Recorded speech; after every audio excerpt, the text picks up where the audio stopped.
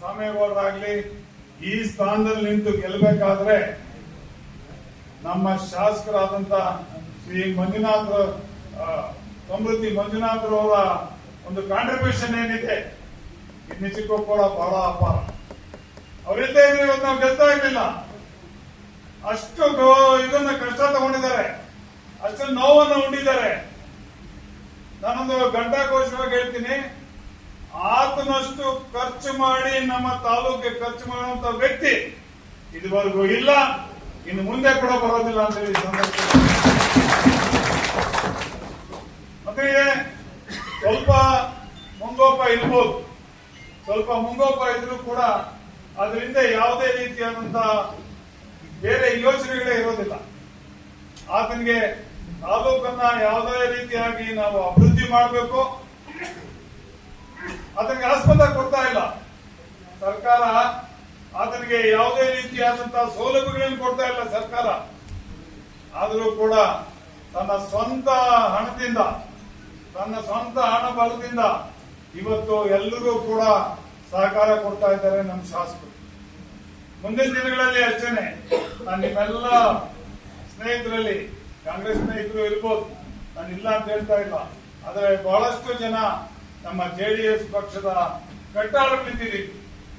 ಏನು ಹತ್ತಿರದಲ್ಲೇ ZP TPS ಒಂದು ಇದಿದೆ, ಚಾನ್ಸಸ್ ಇದೆ. ನೀವೆಲ್ಲರೂ ಕೂಡ ನಾನೇ ಮುಖಂಡರು ಅನ್ನೋ ರೀತಿಯಲ್ಲಿ ತಾವು ZP ಮತ್ತು TPS ಅನ್ನ ಗೆಲ್ಸ್ಕೊಂಡ್ರೆ ನಮ್ಮ ಎಲ್ಲ ಒಂದು ಕೆಲಸಗಳನ್ನ ಮಾಡ್ಕೊಡೋದಕ್ಕೆ ಅನುಕೂಲ ಆಗ್ತದೆ. ಆ ಅನುಕೂಲಗಳನ್ನ ನಾವು ಮಾಡ್ಕೊಳ್ಳೋಣ ನಂತರ. ಈಗ DCC ಬ್ಯಾಂಕ್ ನಿರ್ದೇಶಕರನ್ನಾಗಿ ನಮ್ಮ ರಘುಪತ್ ರೆಡ್ಡಿ ಅವ್ರನ್ನ ಮಾಡಿದ್ವಿ. ರಘುಪತ್ ರೆಡ್ಡಿ ಅವರೀಗ ಎಷ್ಟು ಬೇಕೋ ನಿಮ್ಗೆ ಎಷ್ಟು ಬೇಕೋ ಅಂತ ಕೊಡಕ್ಕಾಗ್ತದೆ ಇಲ್ಲ, ಆದ್ರೆ ಸಾಲವನ್ನ ನೀಡುವಂತ ಕಾರ್ಯಕ್ರಮಗಳನ್ನ ನಮ್ಮ ರಘುಪತ್ ರೆಡ್ಡಿ ಅವರು ಡೆಫಿನೆಟ್ ಆಗಿ ಮಾಡ್ತಾರೆ.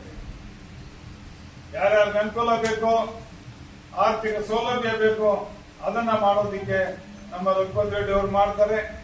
ಹಾಲು ಉತ್ಪಾದನೆ ಕಾರ್ಯಕ್ರಮದಲ್ಲಿ ಮತ್ತು ನಮ್ಮ ಒಕ್ಕೂಟದಿಂದ ಬಂದಂತಹ ಕಾರ್ಯಕ್ರಮಗಳಲ್ಲಿ ನಾನಾಗ್ಲಿ ನಮ್ಮ ಸಾಮೇಗೌಡರಾಗ್ಲಿ ಎಲ್ಲ ರೀತಿಯ ಅನುಕೂಲಗಳನ್ನು ಕೂಡ ತಮ್ಮ ಮಾಡೋದಕ್ಕೆ ಸದಾ ಸಿದ್ಧ ಇದೆ. ನಮ್ಗೇನೇನು ಬೇರೆ ಇದರಲ್ಲಿ ಏನೋ ಮಾಡಬೇಕು ಅಂತೇನಿಲ್ಲ. ನಮ್ಗೆ ಮುಂದಿನ ದಿನಗಳಲ್ಲಿ ನಾವು ನಿಮ್ಮನ್ನ ಕೇಳ್ಕೊಳ್ಳೋದು ಒಂದೇ, ಕಾರ್ಯದರ್ಶಿಗಳಲ್ಲಿ ಕೇಳ್ಕೊಳ್ಳೋದು ಏನು ಅಂತಂದ್ರೆ, ಒಳ್ಳೆ ಹಾಲನ್ನ ಸಂಗ್ರಹಿಸಿ, ಗುಣಮಟ್ಟದ ಹಾಲನ್ನ ಸಂಗ್ರಹಿಸ್ರಿ. ನೀವು ಗುಣಮಟ್ಟದ ಹಾಲನ್ನ ಸಂಗ್ರಹಿಸಿ ಒಕ್ಕೂಟಕ್ಕೆ ಕಳಿಸಿದ್ರೆ ಒಕ್ಕೂಟ ಸದೃಢವಾಗಿ ಬೆಳೀತದೆ. ನಿಮಗೆ ಒಳ್ಳೆ ರೇಟ್ ಅನ್ನು ಕೂಡ ಕೊಡಿಸೋದಕ್ಕೆ ನಾನು ತಮ್ಮೇಗೌಡರು ಕೂಡ ಶತಾಯಗತಾಯ ಪ್ರಯತ್ನ ಪಡ್ತೀನಿ ಅಂತ ಈ ಸಂದರ್ಭದಲ್ಲಿ ಹೇಳೋದಕ್ಕೆ ಇಚ್ಛೆ. ಮುಂದಿನ ದಿನಗಳಲ್ಲಿ ನಮ್ಮ ಹಾಲು ಒಕ್ಕೂಟ ಅತಿ ವಿಜೃಂಭಿಸಲಿದೆ. ಯಾಕೆಂದ್ರೆ ಈಗಾಗಲೇ ಸೋಲಾರ್ ಘಟಕನ ನಿರ್ಮಿಸಿದೀವಿ. ಇದರಿಂದ ತಿಂಗಳಿಗೆ 2 ಕೋಟಿ ರೂಪಾಯಿ ಮಿಗ್ತದೆ. 2 ಕೋಟಿ ರೂಪಾಯಿ ಅಂದ್ರೆ ವರ್ಷಕ್ಕೆ 24 ಕೋಟಿ ಮಿಗ್ತದೆ. ಆ 24 ಕೋಟಿ ಕೂಡ ನಿಮ್ಗೆ ರೇಟ್ ಅನ್ನ ಕೊಡುವಂತ ಒಂದು ಸಂದರ್ಭ ಬರ್ತದೆ. ಹಾಗೇನೆ ಹಾಲು ಕೂಡ ಜಾಸ್ತಿ ಮಾಡಿದ್ರೆ ಒಳ್ಳೆ ಇದು ಬರ್ತದೆ. ನಮ್ಮ ಹಾಲಿಗೆ ಏನಿದೆ 7.5 ಲಕ್ಷ 7.25 ಲಕ್ಷ ಅದನ್ನು ಕೂಡ ನಾವು ಮಾಡೋ ನಿಟ್ಟಿನಲ್ಲಿ ರೇಟ್ ಅಂತೂ ಜಾಸ್ತಿ ಮಾಡೋದಕ್ಕೆ ಸದಾ ಪ್ರಯತ್ನ ಪಡ್ತೀವಿ ಬಂಧುಗಳೇ. ಹಾಗೇನೆ ನಮ್ಮ ಕಾರ್ಯದರ್ಶಿಗಳು ಇದೊಂದು ಗೂಬೆ ಕೂಡಿಸಿದ್ರು ನನ್ನ ಮೇಲೆ, ಮಾನ್ಯ ನಂಜೇಗೌಡರು. ನಿಮ್ಮ ತಾಲೂಕಿನ ನಿರ್ದೇಶಕರು ಹೇಳಿ ಕಡಿಮೆ ಮಾಡಿಸ್ಬಿಟ್ರು 3 ಲಕ್ಷ ಅಂತ. ಆಗಿನ ಆರ್ಥಿಕ ಪರಿಸ್ಥಿತಿ 16 ಕೋಟಿ ನಷ್ಟದಲ್ಲಿತ್ತು ಯೂನಿಯನ್.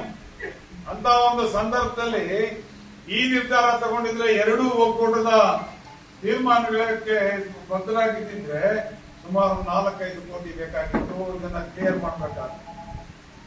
ಹಾಗಾಗಿ ಆ ಸಂದರ್ಭದಲ್ಲಿ ಇದು ಎಲ್ಲರ ತೀರ್ಮಾನ ಆಗಿತ್ತು. ಆದ್ರೆ ಮಾನ್ಯ ನಂಜೇಗೌಡರು ನಾಗರಾಜ್ ಒಬ್ಬನು ವಿರೋಧ ಮಾಡ್ದ ಅಂತ ಹೇಳ್ಬಿಟ್ಟ. ನಂತರ ನಾನ್ ಕೇಳಿದ್ರೆ ಇಲ್ಲಪ್ಪ ನಾನು ಹಂಗೆ ಹೇಳಿಲ್ಲ. ಇದು ಅವರ ವೈಖರಿ. ಈಗಾಗಲೇ ನಮ್ಮ ಸ್ನೇಹಿತರು ಕೇಳ್ತಾ ಇದ್ದಾರೆ 5 ಲಕ್ಷ ಮಾಡೋದಕ್ಕೆ ನಾನು ಈಗಾಗಲೇ ನಿಮ್ಮ ಮುಖಂಡರಾದಂತಹ ಗೋಪಾಲ್ ಅವ್ರಿಗೆ ಹೇಳಿದ್ವಿ, ಯಾರು ಅಧ್ಯಕ್ಷರಾದ್ರೆ ತಕ್ಷಣ ಒಂದು ರೆಪ್ರೆಸೆಂಟೇಷನ್ ಕೊಡಿ, ನಾನು 5 ಲಕ್ಷ ಮಾಡೋದಿಕ್ಕೆ ನಾನೇ ಖುದ್ದಾಗಿ ಆಸಕ್ತಿ ವಹಿಸಿ ಅದನ್ನ ಮಾಡ್ತೀನಿ.